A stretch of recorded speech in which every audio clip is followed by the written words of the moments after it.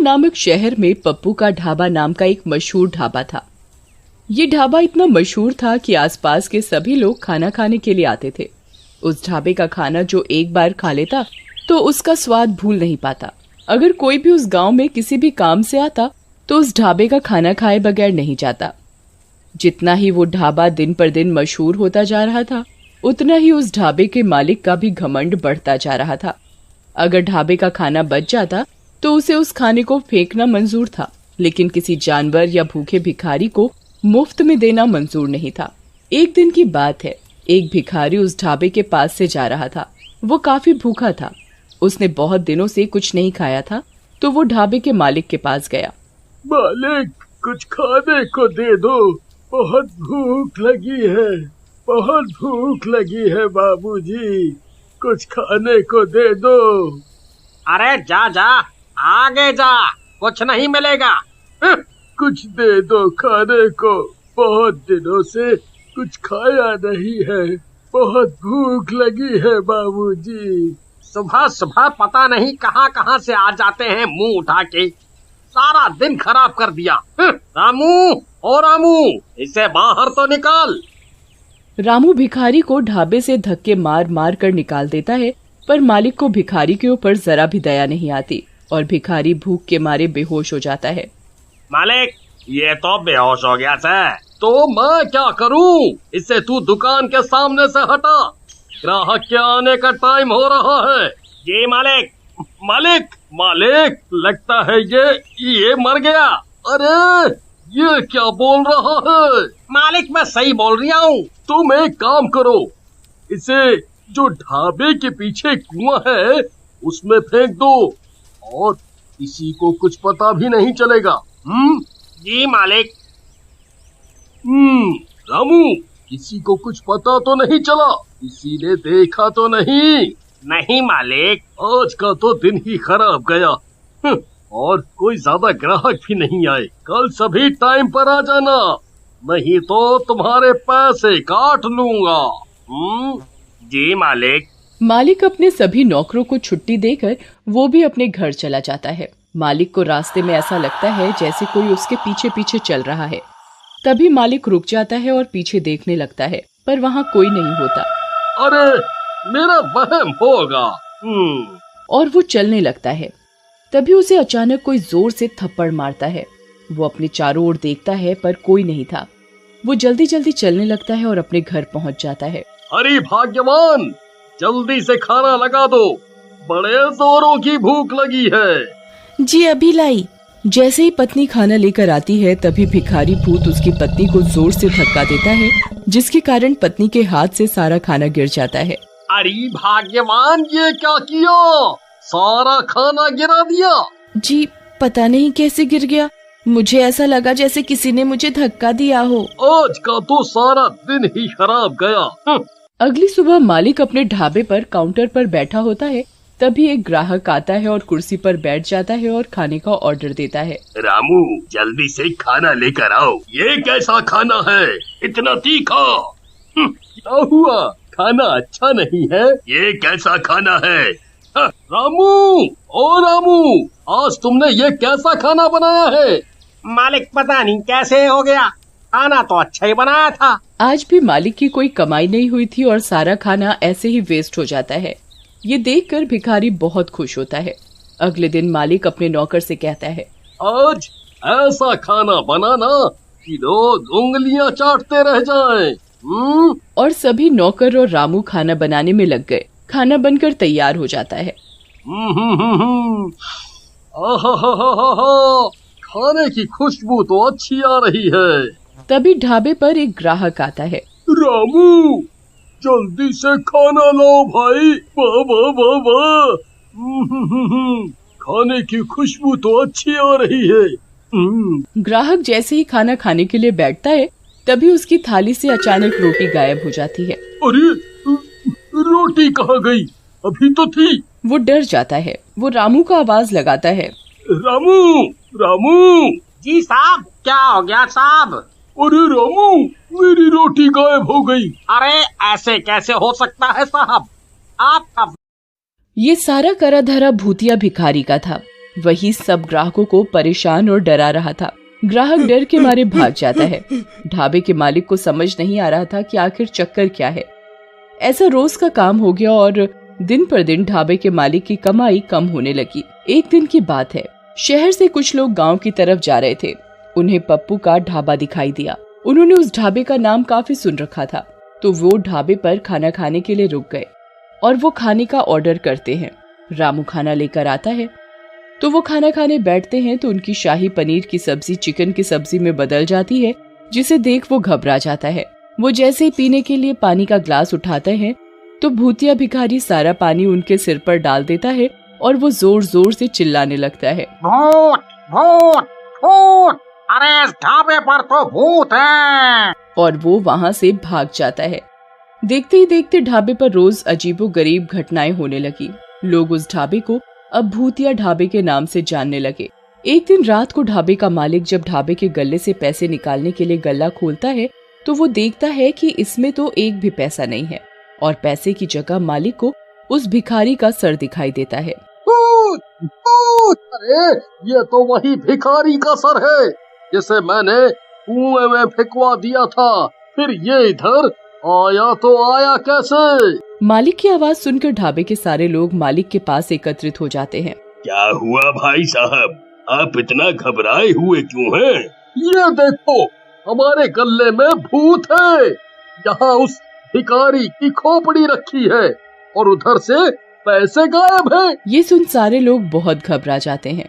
अरे भाई साहब, ऐसा कैसे हो सकता है? जाओ, तुम एक बार गल्ला खोल के देख लो, तुम्हें वहाँ एक खोपड़ी मिलेगी। वो एक भूत है, भूत। वो आदमी मालिक की बात सुनकर ढाबे का गल्ला खोलता है, पर वहाँ ना तो कोई खोपड़ी होती है और साथ ही उधर उसके पैसे रखे होते हैं। अरे क्या भाई साहब, लगता है आपकी तबीयत ठीक नहीं है। आपने नींद में कोई सपना देख लिया है। आपको आराम करने की आवश्यकता है। अरे नहीं भैया, मैंने यहाँ सच में एक खोपड़ी देखी थी। मैं बिल्कुल सच बोल रहा हूँ। मालिक अपनी बात सबको मनवाने की कोशिश करता है, पर कोई उसकी बात नहीं सुनता और ना ही विश्वास करता है। तभी रामू मालिक के पास आता है। मालिक, मुझे ऐसा लगता है कि ये सब वो भूखा भिखारी कर रहा है जिसे आपने कुएं में फेंकवाया था। वही उसके भूखे होने की वजह से उसकी मौत हो गई थी और इसी वजह से उसकी आत्मा हमारे ढाबे में भटक रही है और आपको दिन रात परेशान कर रही है। रामू, मुझे भी यही लग रहा है। तुम सही बोल रहे हो, पर अब इस बात का क्या इलाज है? तुम मुझे ये बताओ। अगर ऐसा ही चलता रहा तो मैं एक दिन पागल हो जाऊंगा और मेरा ढाबा भी बंद हो जाएगा। आप चिंता ना करिए मालिक, मैं एक बाबा को जानता हूँ। मैं आपको उनके पास लेकर चलूंगा। उनके पास हमारी परेशानी का कोई ना कोई हल जरूर होगा। ऐसा मेरा उनके ऊपर विश्वास है। मैंने उनका काफी नाम भी सुना है। वो सबकी परेशानी दूर कर देते हैं अपनी पूजा पाठ से। रामू और उसका मालिक अगले ही दिन बाबा के पास जाते हैं। वो बाबा को उधर जाकर सारी बात सच सच बताते हैं। ये तुमने क्या किया? तुमने एक भूखे भिखारी की जान ले ली। उसकी आत्मा भूख की वजह से ही तुम्हारे ढाबे में भटक रही है और तुम्हें परेशान कर रही है। बाबा जी, हमारी मदद करो, हमसे गलती हो गई। हम कभी नहीं करेंगे आगे से ऐसा। हमें माफ कर दो बाबा। बाबा अपनी शक्ति से उस भिखारी की आत्मा को बुलाता है। मुझे किसी ने परेशान किया तो मैं सबको मार डालूंगा। मुझे माफ कर दो, मुझसे गलती हो गई। मैं आगे से कभी किसी भी भिखारी को भूखा नहीं जाने दूंगा।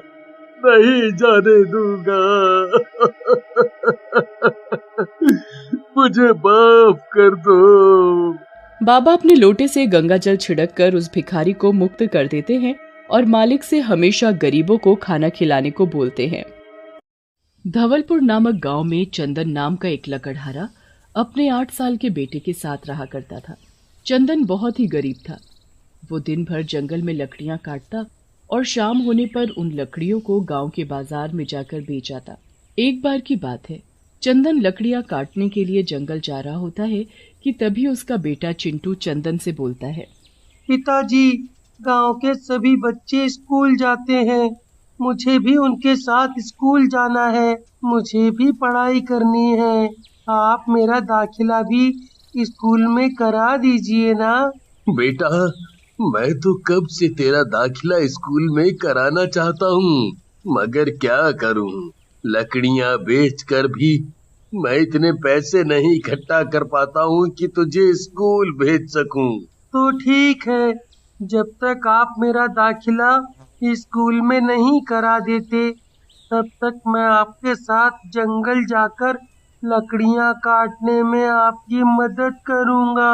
नहीं नहीं बेटा, मैं तुम्हें अपने साथ जंगल में नहीं ले जा सकता। अगर किसी जंगली जानवर ने तुझ पर हमला कर दिया तो फिर मेरा क्या होगा? और वैसे भी तेरे सिवा इस दुनिया में मेरा है कौन? चिंटू अपने पिताजी की बात नहीं सुनता और उनके साथ जंगल में जाने की जिद करने लगता है। ठीक है बाबा, ठीक है, तू भी मेरे साथ जंगल चल, पर जंगल में जरा होशियार रहना, ठीक है? ऐसे बोलकर चंदन अपने बेटे चिंटू को जंगल में अपने साथ ले चलता है और वहां जाकर चंदन लकड़ियां काटने लगता है। चिंटू लकड़ियां इकट्ठा करने में अपने पिताजी की मदद करता है। इस तरह से चिंटू भी रोज अपने पिताजी के साथ जंगल जाया करता और लकड़ियां काटने में उनकी मदद कराया करता। एक दिन जब चंदन जंगल में लकड़ियां काट रहा होता है तो वो अपने बेटे चिंटू से बोलता है, बेटा चिंटू, आज बहुत धूप है, ऐसा करो तुम उस पेड़ के नीचे जाकर बैठ जाओ, मैं भी जल्दी से लकड़ियां काट लेता हूँ। चिंटू सामने वाले पेड़ के नीचे जाकर बैठ जाता है और एक लकड़ी के टुकड़े से मिट्टी में गड्ढा खोदने लगता है। तभी उस गड्ढे में से एक सोने का सिक्का मिलता है जिसे वो अपने पिताजी को दिखाता है। फिर चंदन उसी गड्ढे को और गहरा करने लगता है तो उसे उसमें से कुछ और सोने के सिक्के मिलते हैं। अरे वाह पिताजी, हमारे तो मजे आ गए, देखो तो ये सोने के सिक्के कैसे चमचमा रहे हैं। फिर चंदन और चिंटू सिक्के लेकर घर आ जाते हैं और उन सिक्कों को बेचकर वो भी अमीर हो जाते हैं। पिताजी, अब तो हम बहुत पैसे वाले हो गए हैं, अब तो आपको जंगल जाकर लकड़ियां काटने की भी जरूरत नहीं है। नहीं बेटा, मैं एक लकड़हारा हूँ और मैं लकड़ियां काटना नहीं छोड़ सकता। ऐसे बोलकर चंदन और चिंटू दोनों लकड़ियां काटने जंगल जाते हैं। तभी चंदन का बड़ा भाई मोहन और उसकी पत्नी नेहा चंदन के घर आते हैं और चंदन के घर को देखकर उन दोनों की आंखें फटी की फटी रह जाती हैं। अजी, ये चंदन रातों रात इतना पैसे वाला कैसे हो गया? एक दिन था इसके घर में खाने के भी लाले पड़े हुए थे और आज देखो तो जरा, इसके घर की तो रूपरेखा ही बदल गई। अरे जरा जाकर पूछो तो सही उससे कि आखिर ये चमत्कार हुआ तो हुआ कैसे? अरे भाग्यवान, ऐसे बोल रही हो जैसे मैं उससे पूछूंगा और वो सब मुझे बता देगा, हैं? अरे छोटा भाई है आपका, अगर ना बताए तो 2 रखना उसके कान के नीचे, फिर देखना कैसे कुछ नहीं बकता वो। अरे हमें भी तो पता चले कि उसके पास एकदम से इतना सारा पैसा आया तो आया कहाँ से। फिर मोहन भी जंगल के अंदर जाता है और देखता है कि चंदन लकड़ियां काट रहा है। अरे चंदन, तू यहाँ? मैं कब से तुझे ही ढूंढ रहा था। अरे चंदन, एक बात तो बता, तेरे पास आखिर इतने पैसे कहाँ से आए जो तू इतना अमीर बन गया है?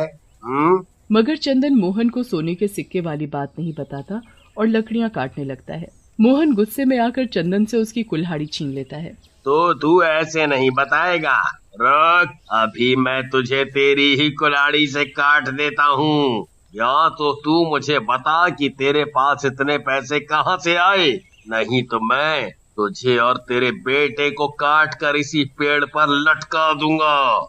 चंदन के कुछ ना बताने पर मोहन गुस्से में आकर चंदन और चिंटू को कुल्हाड़ी से मारकर उन दोनों को पेड़ से लटका देता है और वहां से भाग जाता है। मरने के बाद चंदन और चिंटू दोनों एक डरावने भूत बन जाते हैं और उसी पेड़ पर रहने लगते हैं।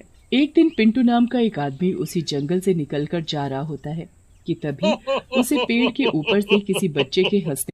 पिंटू जैसे ही उस पेड़ के ऊपर देखता है तो उसे पेड़ पर झूलता हुआ एक डरावना बच्चा दिखाई देता है। वो जैसे ही अपनी जान बचाकर वहां से भागने की कोशिश करता है कि तभी एक डरावना भूत उसका गला पकड़ लेता है और उसे मार कर खा जाता है। आए दिन जंगल में इस तरह से लोगों के मरने से पूरे गांव में हड़कंप मच जाता है।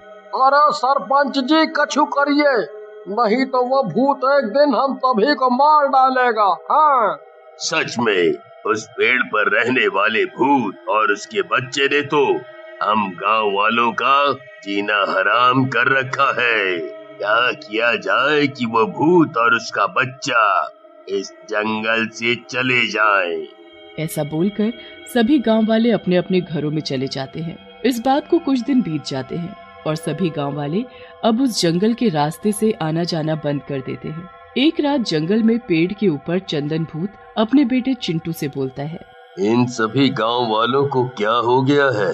कई दिनों से एक भी गांव वाला इस जंगल के रास्ते से नहीं गुजरा है। हाँ पिताजी, आप सही बोल रहे हो। पिताजी मुझे तो बहुत भूख लगने लगी है। भूख तो मुझे भी लगी है। अरे अगर ये गांव वाले इस जंगल के रास्ते से नहीं निकलते तो क्या हुआ? तो क्यों ना हम दोनों ही गांव चलें? हाँ पिताजी, ये तो बहुत ही अच्छा रहेगा। फिर वो दोनों हवा में उड़ते हुए गांव की तरफ जाते हैं। गांव में कुछ लोग खड़े होकर आपस में बातें कर रहे होते हैं कि तभी उनकी नजर भूत और उसके बच्चे पर पड़ती है। अरे मर गए रे मर गए, ये पेड़ पर रहने वाला भूत और उसका बच्चा तो हवा में उड़ते हुए हमारे गांव की तरफ ही आ रहे हैं। अरे सभी को अपनी जान प्यारी है तो जल्दी भागो यहाँ से। फिर सभी गांव वाले भूत से डरकर इधर उधर भागने लगते हैं। अरे मुझसे बचकर कहाँ जाओगे? फिर भूत गगन को पकड़ लेता है और फिर भूत और उसका बेटा गगन को मारकर खा जाते हैं और वापस जंगल में जाकर पेड़ पर बैठ जाते हैं। भूत के जाते ही सभी गांव वाले इकट्ठा हो जाते हैं और सरपंच जी से बोलते हैं, सरपंच जी कछु कीजिए। अरे अब तो ये कमबख्त भूत और उसका बेटा हमारे गांव में भी घुस आए हैं। जरा देखो तो बेचारे गगन का क्या हाल कर दिया है उस भूत ने। इस भूत और उसके बच्चे को उस पेड़ से भगाना हम आम आदमियों के बस की बात नहीं है। मैं एक तांत्रिक बाबा को जानता हूँ, अब तो वही हमारी मदद कर सकते हैं।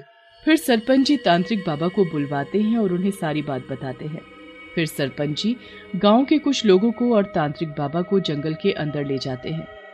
यही है वो पेड़ जिस पर भूत और उसका बच्चा रहता है। तांत्रिक बाबा मंत्रों की ताकत से भूत और उसके बच्चे को बुलाता है। अच्छा, वो ही है वो भूत जिसने गांव वालों का जीना हराम कर रखा है। फिर तांत्रिक बाबा मंत्र पढ़ना शुरू करते हैं और अपने झोले से भभूत निकालकर भूत पर फेंकते हैं। अरे ओ तांत्रिक, ये क्या कर रहा है तू? लगता है तुझे अपनी जान प्यारी नहीं है, जो तू यहाँ मरने के लिए चला आया है। सीधे तरीके से इस पेड़ को छोड़कर यहाँ से दूर कहीं और चला जा, नहीं तो अच्छा नहीं होगा तेरे लिए। नहीं तो मैं तुझे इस भभूत से अभी के अभी भस्म कर दूंगा। नहीं नहीं, हमें भस्म मत करना, हम इस पेड़ को छोड़कर कहीं नहीं जा सकते। मगर क्यों नहीं जा सकते? ऐसा क्या हुआ है तुम्हारे साथ जो तुम इस पेड़ को नहीं छोड़ सकते? फिर भूत तांत्रिक बाबा को सारी बात बताता है। तो तुम वो लकड़हारे चंदन और चिंटू हो? हे भगवान, तुम्हारे बड़े भाई ने तुम दोनों को मारकर इसी पेड़ से लटका दिया था। ये तो बहुत ही बुरा किया उसने तुम दोनों के साथ। मैं तुमसे वादा करता हूँ कि मैं उस मोहन को फांसी की सजा जरूर दिलाऊंगा। फिर उसी दिन सरपंच जी मोहन को उसके घर से पकड़कर ले आते हैं और मोहन को अपने भाई और उसके बेटे को मारने के जुर्म में फांसी दे देते हैं। भूत भी अपने किए वादे के अनुसार उस पेड़ को हमेशा हमेशा के लिए छोड़कर अपने बेटे के साथ कहीं दूर चला जाता है।